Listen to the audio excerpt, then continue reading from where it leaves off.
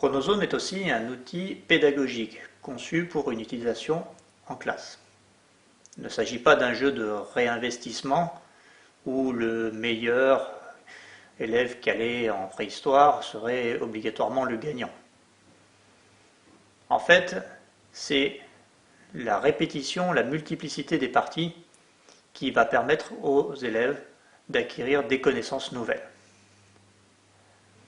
À l'intérieur du jeu, on dispose d'un chronographe réel qui n'est pas utilisé pour les parties, mais qui est un complément pédagogique. En plus de retenir les noms des cartes, on remarquera que la valeur associée à chaque carte est liée à son ancienneté. Ainsi, le biface, invention très ancienne, ne vaudra qu'un seul point, tandis que la fusion du métal, bien plus tardive, a une valeur de 6 points. En parallèle du jeu, on peut en classe développer un livret pédagogique tel que celui qui est fourni dans la boîte, en demandant aux élèves, pour chaque carte, d'écrire en 3 phrases, après une recherche sur Internet, une petite synthèse.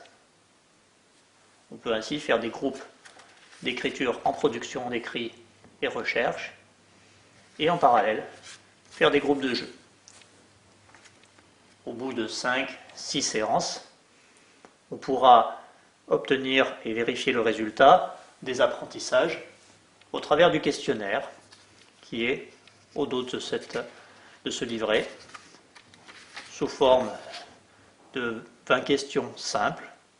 Si on prend la première, quel objet tranchant obtient-on en tapant entre elles des pierres très dures pour les éclater? Eh bien, on retrouve évidemment notre biface.